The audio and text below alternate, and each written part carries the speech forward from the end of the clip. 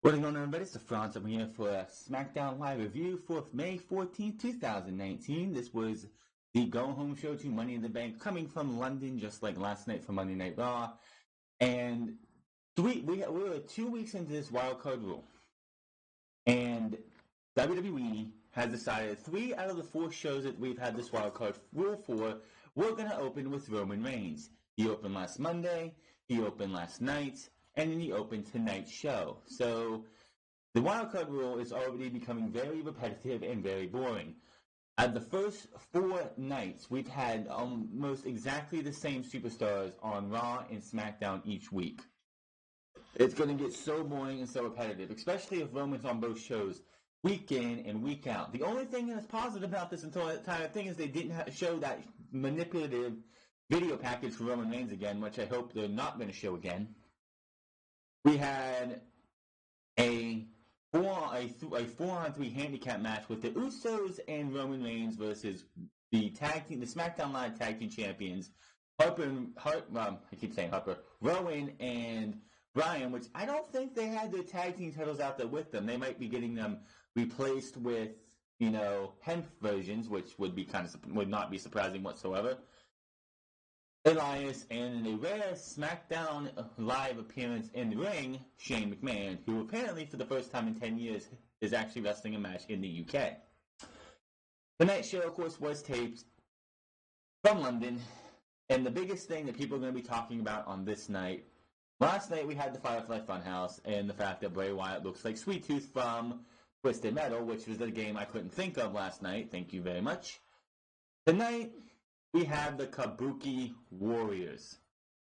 The most stereotypical name you could give to 2 women on the main roster, the Kabuki Warriors. You took Kairi Sane and broke up the Sky Pirates to give me the Kabuki Warriors. Are you fucking kidding me?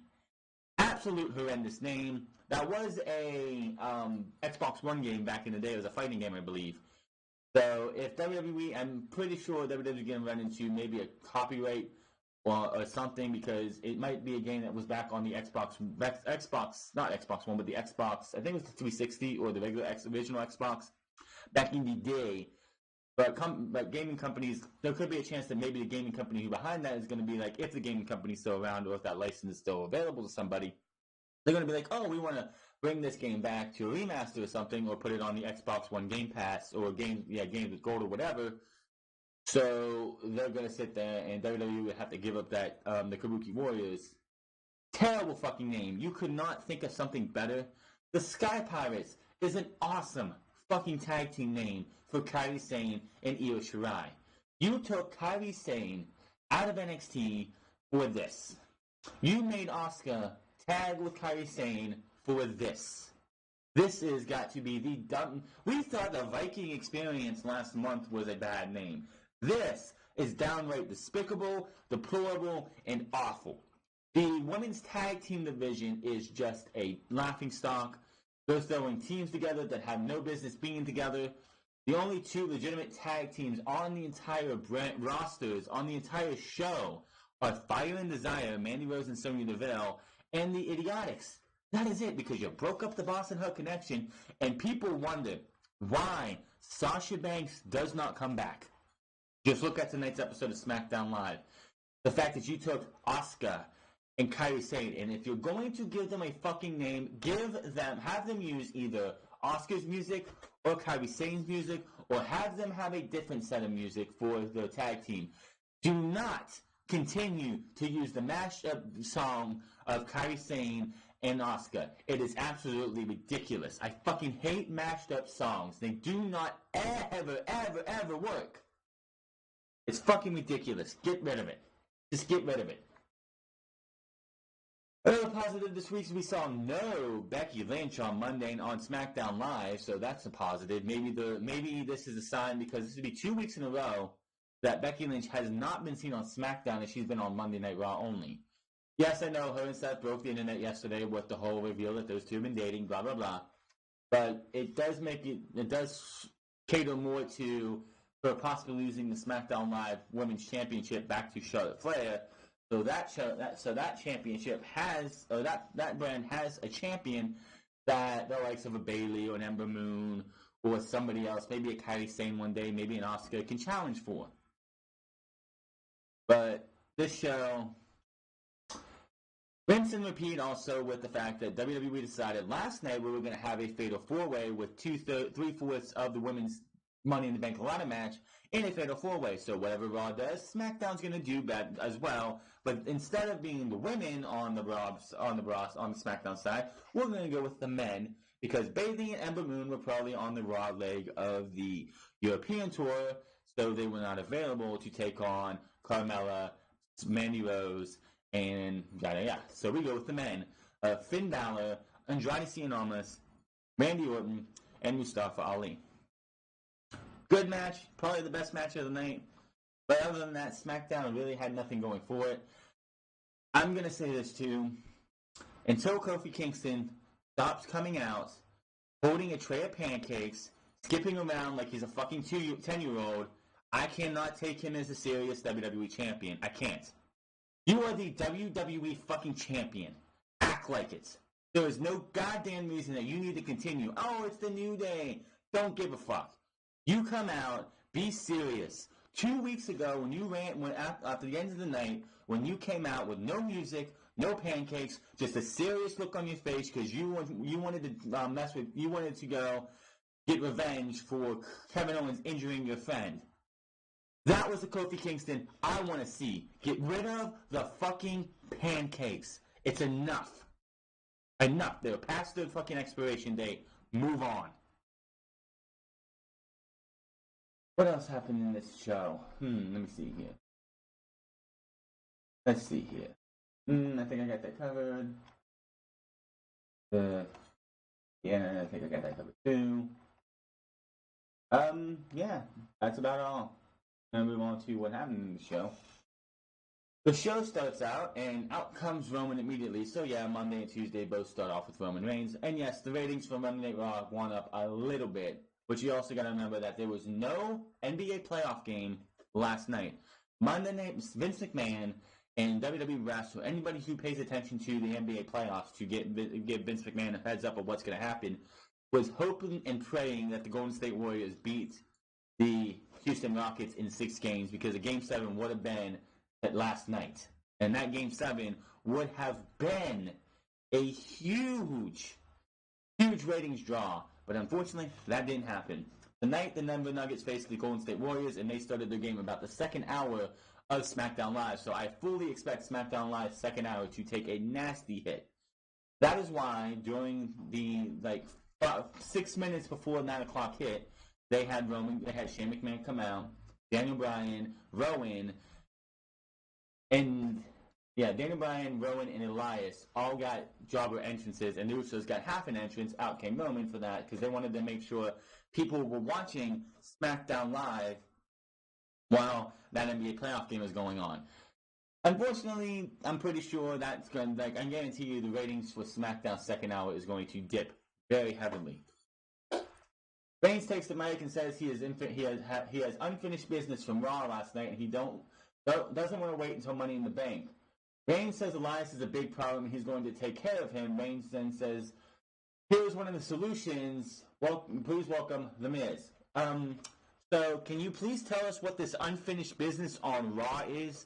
This whole wildcard rule that was instituted last week started the previous weekend when you came onto social media and said, and I quote, I have unfinished business to do on Monday Night Raw. I will be there this Monday. So what was this unfinished business? We still have yet to be told what this unfinished business for you is supposed to be. Miz takes shots at Elias and Shane playing the steel cage match on Sunday. Sunday's Money in the Bank pay-per-view. Shane's music hits, and out comes Shane and Elias to the stage.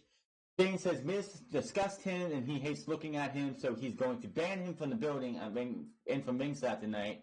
He is not one of the wild cards, but we all know that's bullshit. Keep in mind, the wild card rule is supposed to be 4 superstars from Raw to SmackDown and 4 superstars from SmackDown to Raw. I counted 6, and yes, I count The Miz, but if you don't want to count The Miz, then I count 5. Again, SmackDown breaks the rule, and nobody says a damn thing.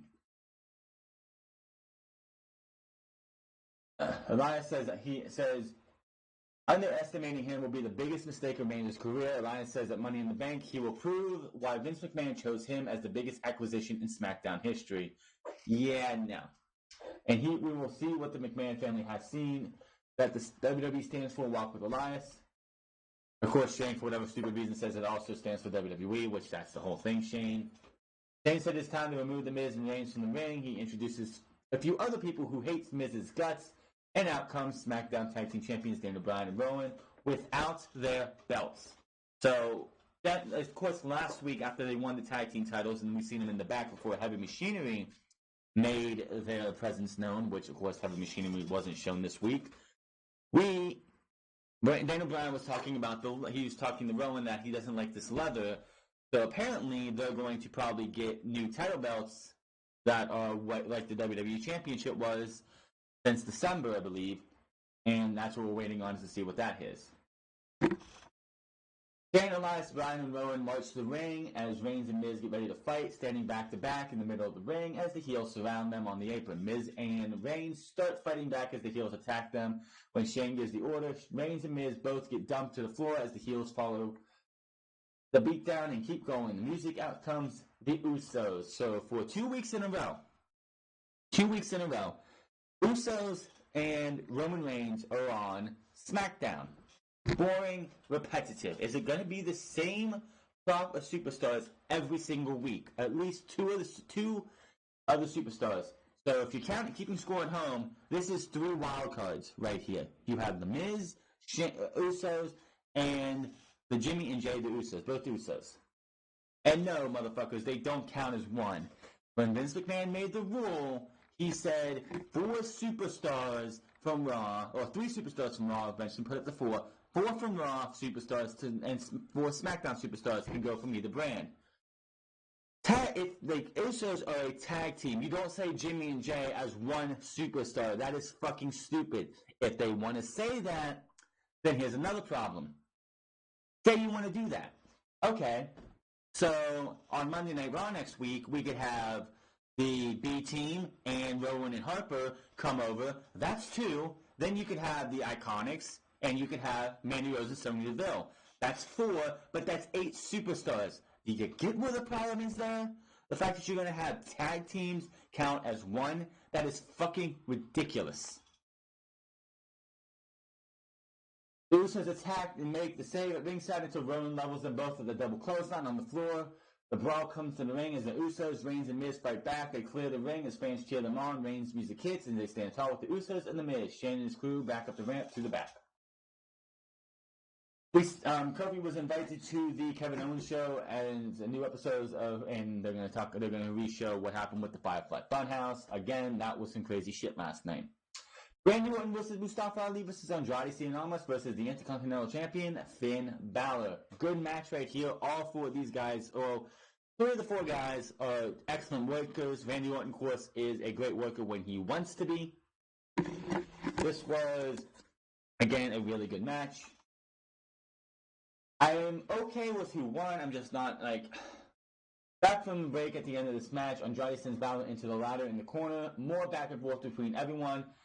I still don't get why you want to... I know you're hyping up the Money in the Bank ladder match. But why are you blowing spots?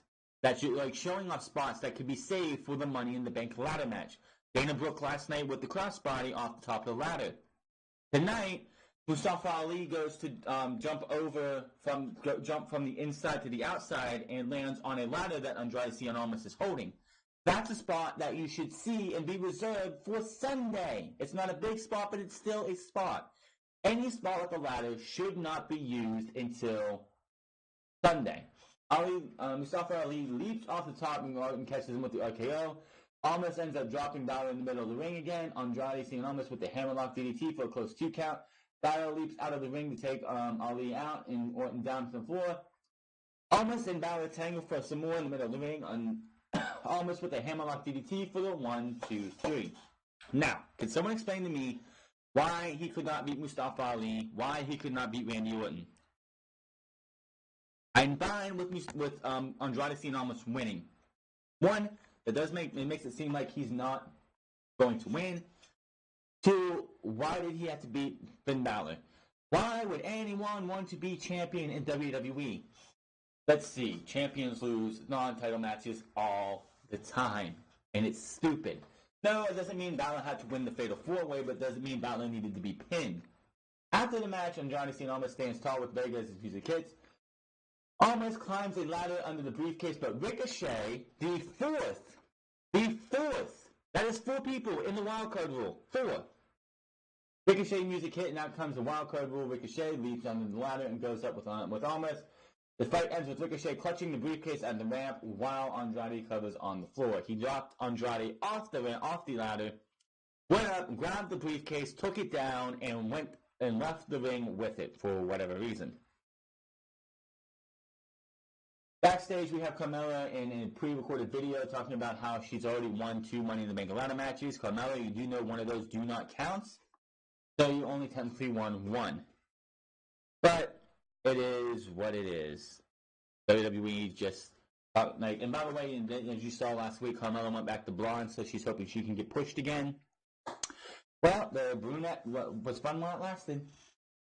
Out comes Charlotte, who shows us a replay of the We see a replay of what happened last night by Becky Lynch getting put through a table. Flair says Sunday will be the culmination of her rivalry with Lynch, and the rivalry will end with Flair becoming the SmackDown Live Women's Champion once again. Flair throws out a rule and leads us to a video package of the big screen looking at the history between Becky Lynch and Charlotte Flair. And then we go to the announce tables hyping Lacey Evans versus Lynch and Lynch versus Flair. Now, this was a really awesome video package. I wish we didn't even need to see Charlotte Flair tonight. They could have had her do whatever the fuck they wanted to. All you had to do was just have Tom Phillips, Corey Graves, and Byron Saxton talk about the rivalry between these two. We go to the video package, and that's all we needed to see. It talks about how they grew up together in this business. They grew together in NXT. They come up together. They wanted to they became best friends. In the video package said that Becky became a best friend, but she didn't come to WWE to make friends. She came to win titles and build a legacy. And it was just a really good video package overall. It's one of the major strengths in WWE is that the people behind the video packages that they do always on par. Then we see backstage Lacey Evans, which would make this. I'm sorry, I didn't realize this. That's 7. Lacey Evans was on the screen. Counts as a wild card. She was asking, "Is anybody here? Where's everyone at?" She says, "I guess." Everyone forgot about her. Evan says everyone must be watching reruns of the Becky Charlotte story again. Evan says, facing Becky on Sunday at Money in the Bank, and says she will teach her all about a woman's right.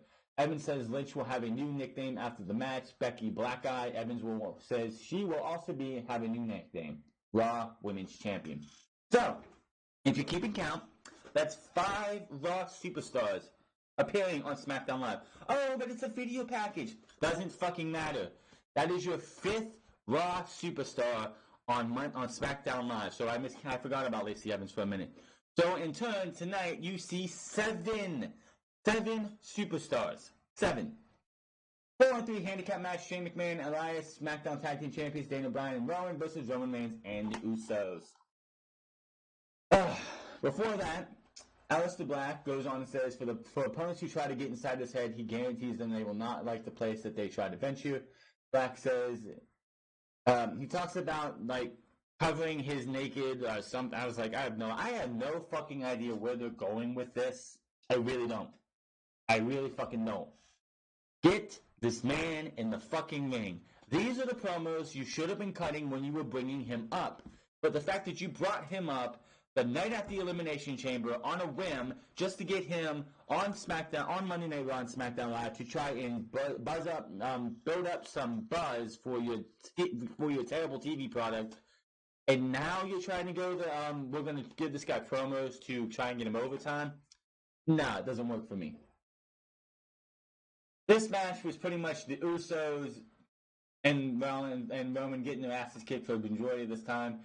I think it was Jimmy who actually had a hell of a good showing in this match, too, towards the end of it. Elias ends up hitting and drift away on Jay, but Jimmy makes the save with a super kick. Bryan charges in and hits a big knee on Jay for the close pin attempt. Reigns with another save. Reigns and Rowan go at it, but Rowan dumps Reigns onto the floor. Rowan follows, but Reigns rocks him with a Superman punch. Elias sends Reigns into the part of the steel ring steps. Shane tags in, goes up top, hits a coast-to-coast on Jay. Shane covers for the pin and the win. Shane McMahon, Elias, Daniel Bryan, and Rowan actually win. After the match, Shane and his partner stand tall as the music hits. Then out comes The Miz, who was banned from this match. If he would have came in and interfered in this match during the match, the steel cage match would have been off at Money in the Bank. He comes out, and Shane quickly gets the hell out of there. Hamilton quickly announces Shane as the best in the world as the winner. The 4 heels and the 4 babyfaces stare each other down, blah, blah, blah. And that's to send us to what happened last night with the new mask. I will have news on who actually made that mask this coming Saturday. The new mask in the whole Firefly Funhouse, it was some crazy shit. 24 hours, a little under 24 hours later, and it's like, I really want to see this Firefly Funhouse segment go somewhere great, but I don't trust WWE. I do not trust Vince McMahon as far as I can throw him. This guy ruins everything he touches. And as soon as this thing gets over to a certain extent, Vince McMahon will kill it. This new Bray Wyatt gimmick needs to have Bray Wyatt winning matches. He is not to lose until the Royal Rumble at least. And not only that, he needs to, it doesn't need to be, he's feuding with Finn Balor over the Intercontinental title. It's going to be Finn and partner versus Bray Wyatt and partner tag team match before their title match at this thing. No.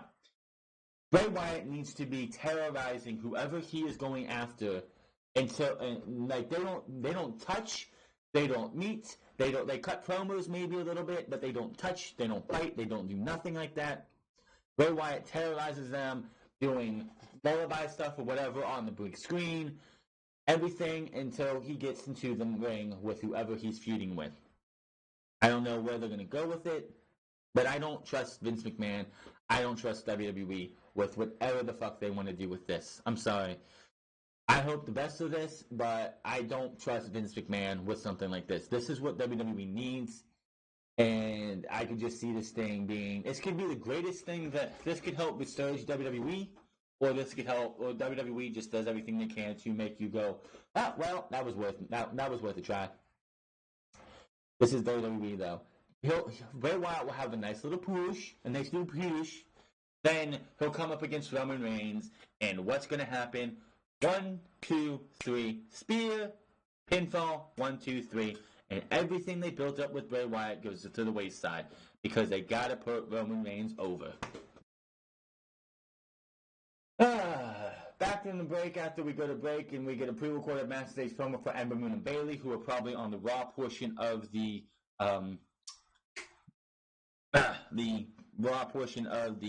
UK house shows. That's why they weren't here tonight. They talk about possibly winning Money in the Bank briefcase on Sunday morning, women's Money in the Bank ladder match. They run down the card for the pay-per-view, and we also know that Rowan and Daniel Bryan will be facing the Usos in a tag team match on the kickoff show. Yeah, Daniel Bryan, former WWE champion who was defending the title midway through WrestleMania, is on the kickoff show a month later. Oh, that's gotta be sad. The Usos defending their tag team titles during the main show of WrestleMania, back onto the kickoff show. That sucks, man.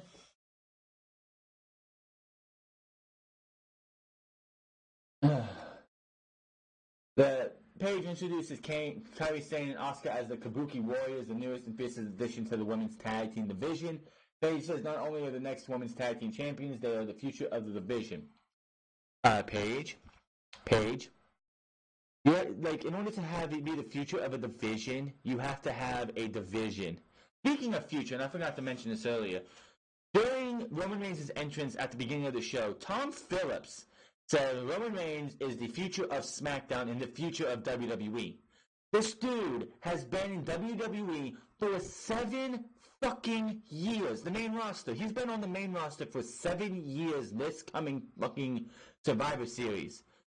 You can't be the future of something if you've been there for that goddamn long. If you're still trying to make somebody the future of your company, your sports team, your future of anything, when they've been there for 7 fucking years and pushed to the exact top as they can, or given every opportunity after opportunity after opportunity Roman Reigns has, then you have fucking failed. He's not the future of WWE. 7 years in WWE, has been pushed to the fucking moon for 7 fucking years, and has dropped the ball every single fucking time. And yet you still say he's the future of WWE. Adam Cole would be like the future of WWE. Ricochet could be the future of WWE. Aleister Black could be the future of WWE. Andrade Cien Almas could be the future of the WWE. Mustafa Ali could be the future of the WWE because they're still newish here. Roman has been here. He is the elder statesman of WWE now. He's not the future. Enough of this future bullshit.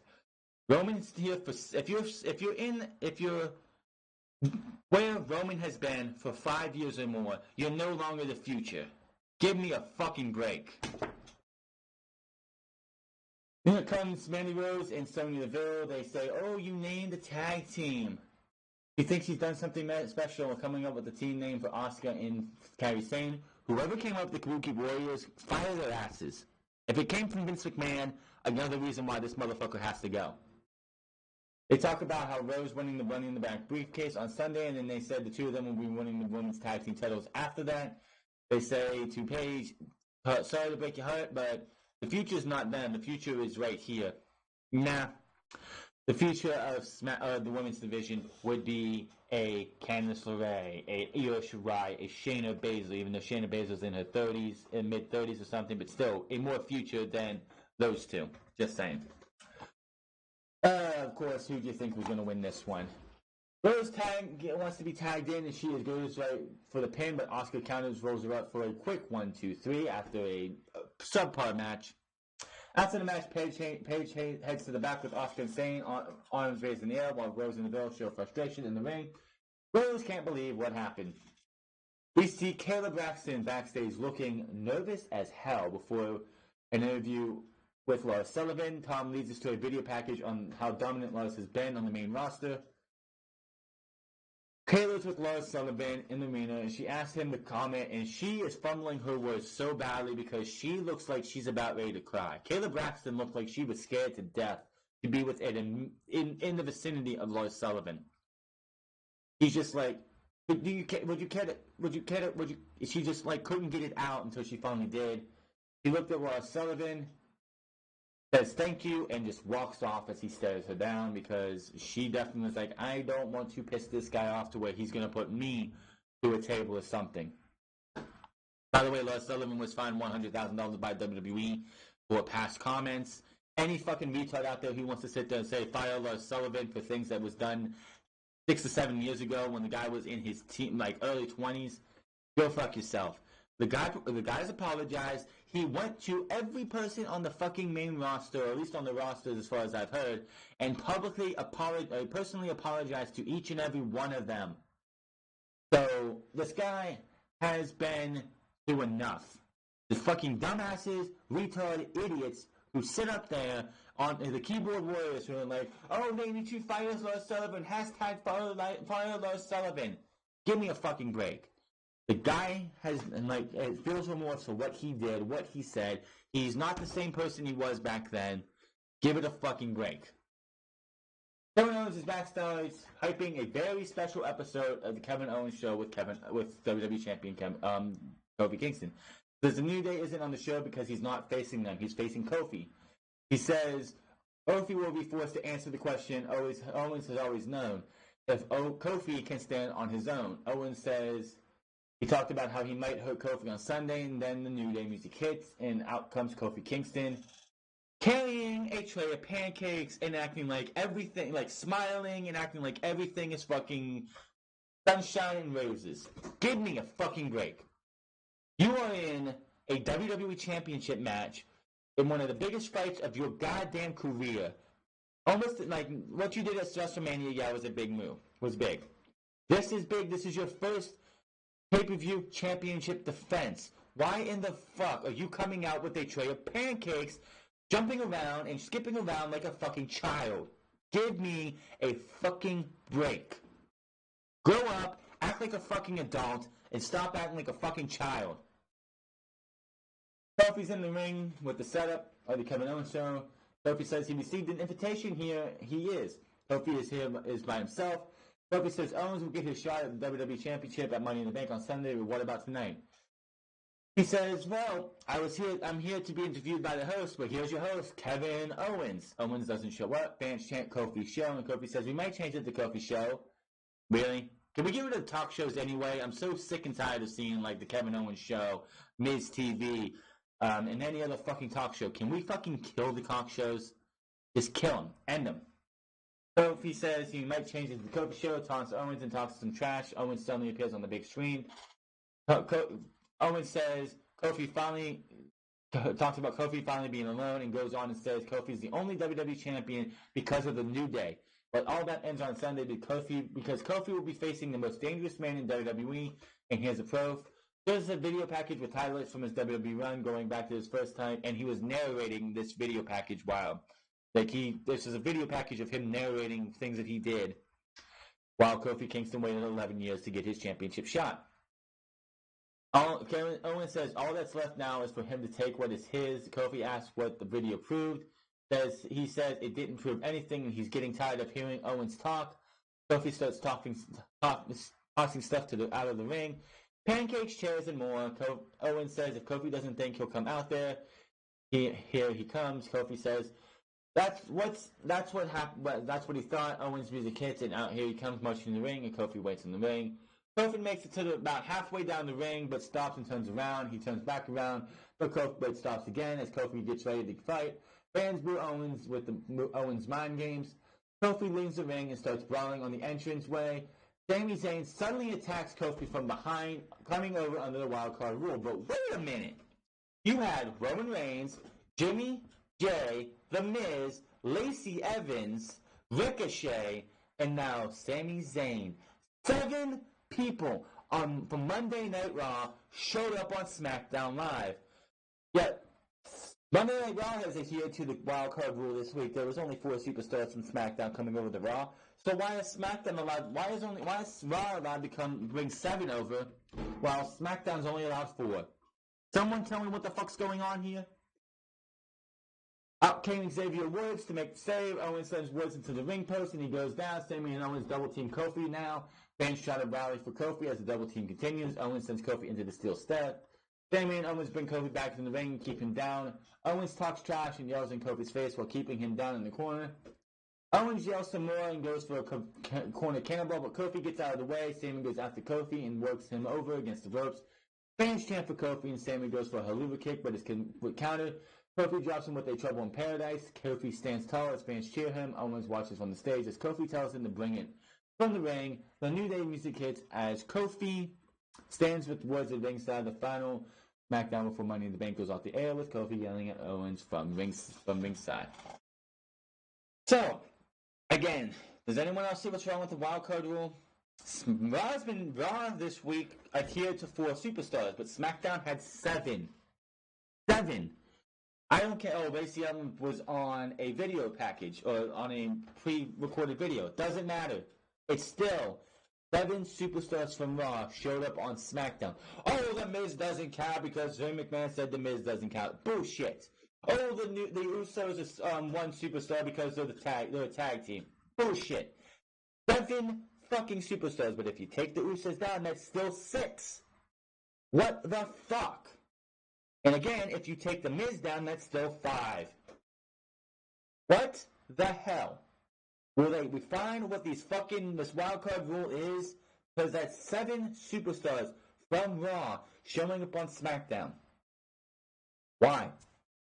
What about Rusev? What about Rusev and Nakamura? What about Heavy Machinery, who was on SmackDown last week for about a minute or two? Does anyone see where this wildcard rule is getting out of hand already? You had 7 fucking superstars from Raw show up on SmackDown Live, taking spots from Buddy Murphy, who still hasn't been seen on SmackDown Live since the Superstar Shakeup was announced. Rusev, Nakamura, both just gone with the wind. It's just, and Heavy Machinery as well. Where were the other women for SmackDown Live? Of course, SmackDown Live, their women were over on the Raw brand. Where was Bayley and Ember Moon? They were at a Raw house show, most likely. This wildcard rule is just getting worse and worse as we go. 7 superstars from Raw to SmackDown. What is it going to be next week? 8, 9, 10? The entire Raw brand on SmackDown Live? What the fuck? This wildcard rule is already a fucking disaster. SmackDown ratings are going to be very, very low probably. But we'll have to wait and see. That is your SmackDown Live review. This show was just, SmackDown Live is never as bad as Raw, but this show was not good. Hit that subscribe button, comment down below, like or dislike this video, follow me on Twitter at The France Club, follow me on twitch.tv/TheFront08, and I will see you guys tomorrow for NXT, where Kushida will be back for another match. Till then, my name is The France, and I'll see you guys later.